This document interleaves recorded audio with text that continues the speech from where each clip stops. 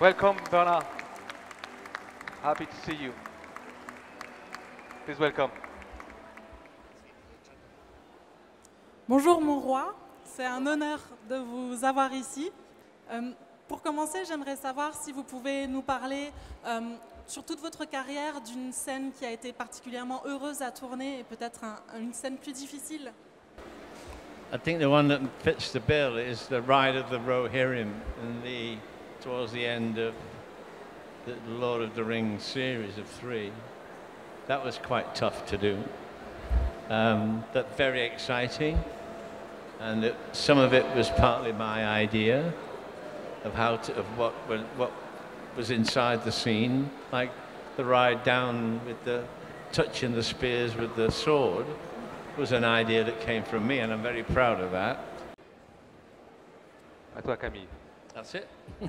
Bonjour.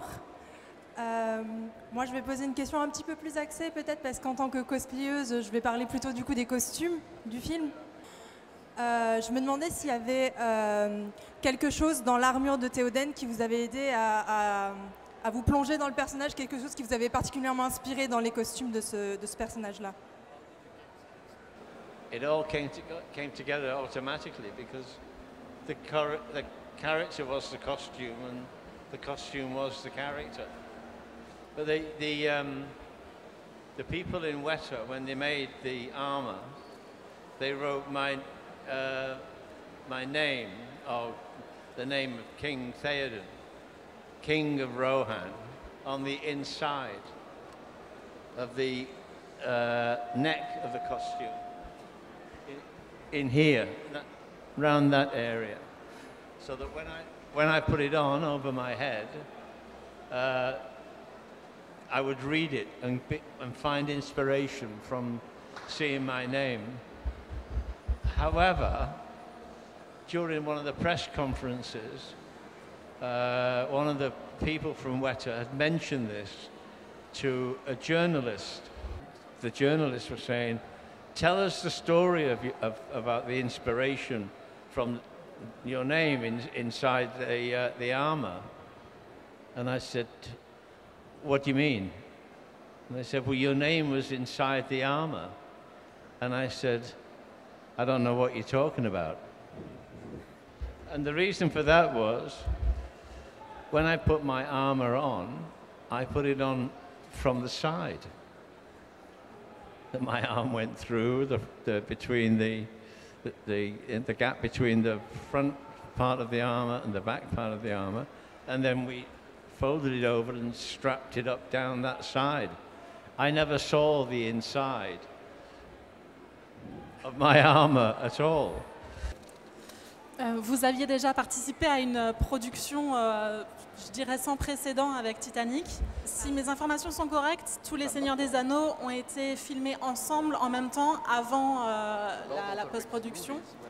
The thing to remember about the fact that we shot everything on Lord of the Rings to do with where the location was, and we shot that location, scenes in that location that were in the second, third, first film, irrespective of where we were in the story.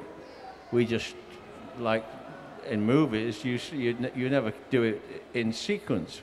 Very, very rarely do you do it in sequence. And Peter Jackson was determined not to do them in sequence, like shoot film 1, finish that, shoot film 2, finish that, and then shoot film 3. There'd been a film series of Lord of the Rings shot before, quite a long time before, and they shot film 1, and it wasn't brilliantly received, so they cancelled the project and never shot films 2 and 3. And Peter Jackson didn't want to be the next director to shoot the first film of the Lord of the Rings trilogy and then not be asked to do the rest. Au vu du nombre impressionnant de films que vous avez faits, et là il n'y en a vraiment qu'un quart à peu près, est-ce qu'il y a un genre de film qui manque à votre palmarès, un personnage que vous auriez aimé interpréter? No, I think I played all the characters that I would have liked to have played, and I played them. And some of the ones that I would like to have played and didn't get the role, and when I saw them on the screen, they were dreadful. So I'm very happy about that. But no, there's nothing apart from I'd love to play a cowboy. Comment Peter Jackson vous a choisi pour le rôle du roi Theoden? Est-ce que pour vous, est-ce que c'était un casting que vous avez passé, ou alors Peter Jackson, vous savez déjà dès le départ qu'il vous voulait vous pour le rôle du roi? Yeah, he wanted me to play a different role. But I probably better not tell you what it is. He wanted me to play a different role. But at the time, I was directing a play in a production in the north of England, or the northeast of England, and I didn't want to leave that. It was my first directing role, and I didn't want to leave that alone and go and carry on acting. I think at that time I was going through a time when I wanted to be a director more than I wanted to be an actor. So I did go for the audition, as it were, Okay. but I didn't do it very well, probably deliberately, because I didn't want to leave. Très bien. And then he sent, when I failed that audition, then he immediately sent another offer to me to put myself on tape for King Theoden. And I said I would only do that if I could direct the audition myself, Okay. rather than go to somebody else. Dans les deux tours, il y a une scène où le roi Théoden se recueille sur la tombe de son fils. Vous y avez rajouté, vous, une petite touche personnelle. Vous avez rajouté « Aucun parent ne devrait enterrer son fils ». That line was actually a line that someone said to me in Belfast, in England, in Britain. And it came to that stage where Theoden had lost his son, and I knew that I had to have that line in this film. So I kind of bent their arms and said, you got to use this line that I have, that I kind of kept in my head, saved in my head for a long time. It's about a soldier who died in Northern Ireland, and his mother said to me that no parent should have to bury their child. Sur le tournage, justement, est-ce que Peter Jackson vous laissait libre d'improviser certaines répliques, ou bien est-ce qu'il vous dirigeait vraiment, est-ce qu'il avait vraiment ses répliques exactes sur le plateau? No, the lines were very carefully written, and we had to stick to them. There was a moment in the scenes around the battle for Helm's Deep where we were filming nights, because the whole of the Helm's Deep episode was filmed at night. And to save some time, Peter Jackson decided to amalgamate, bring together two scenes. Mm-hmm. And that was about Viggo Mortensen, King of Gondor, and somebody else going up the battlements over to the back of the gate, or the outside of the gate, and that's when they threw Gimli in that scene. And we did it. It was great. We improvised it a little bit. Good. And changed the lines a little bit. And the next morning, very early, after I'd only had about 5 hours sleep, the phone rang, and it was Fran Walsh, Peter Jackson's wife, and she said, "Who changed the lines?" And I said, "It's not me." And I said, if I mention the truth, if I tell the truth, then Pete's in trouble with his wife, you know. But she'd seen it, you know, in the early hours of the morning in the rushes. So I went to work, and I went straight to Pete and said, have you spoken to Fran about that scene last night? And he said, I'm never going to do that again. And he never did.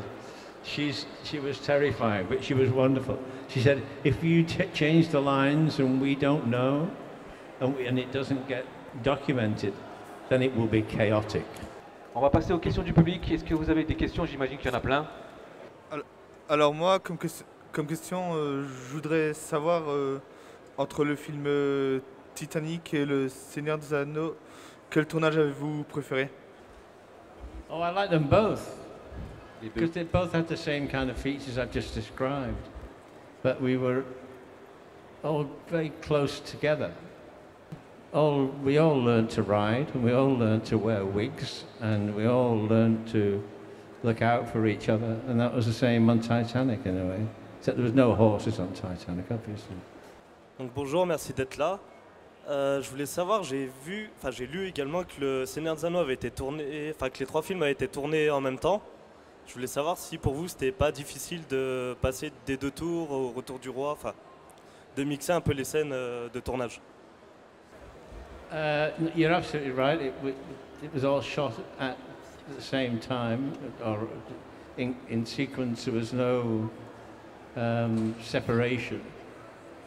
It was all dependent on the locations and what were available, and tried to do as much filming in the same location for all 3 films, because it was cheaper and easier that way.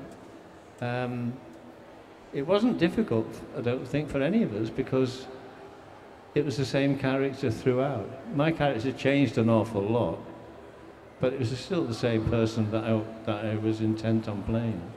And the same with everybody's character. All the characters were continuous. They didn't change very much at all. So that was easy to do. It was sometimes confusing, because you had to keep a track on where your character was at any one time in the whole project, which was 3 films. Petite question. Dans les 2 tours, il y a une scène dans laquelle il ne tourne pas, où il y a uniquement Viggo, Orlando et John Rhys Davies qui tournent. C'est lors d'un lever de soleil, et toute l'équipe s'était levée super tôt pour assister à cette scène, dont Bernard Hill, il me semble. Et j'aurais voulu savoir ce qu'il pensait de cette scène, pourquoi il était venu aussitôt de bon matin pour voir cette scène particulièrement. Well, it was all part of a very interesting weekend with Viggo and myself and Orlando Bloom and a few of the others. And John Rhys Davies, I think you said he was there. And we all decided to sleep out in what was kind of the circus of the caravans that were drawn up for the shooting on the next day. We broke into the catering section, catering truck, and got some food out, and we cooked it in the pit in the middle of the field. And then we all got a little bit drunk, and then we all got a lot to sleep, and then woke up the next morning very early, or we were woken up very early with people kicking us in the ribs saying, "What are you doing here?" So that's why we were there early enough to see the beginning of the shooting for that day. We were just at the end of a very long weekend, and we were tired and needing a little bit of fun, I suppose. That was why we were there. We didn't go there on purpose. Ok. Bah écoutez, on vous remercie Bernard d'avoir participé à cette interview. On l'applaudit.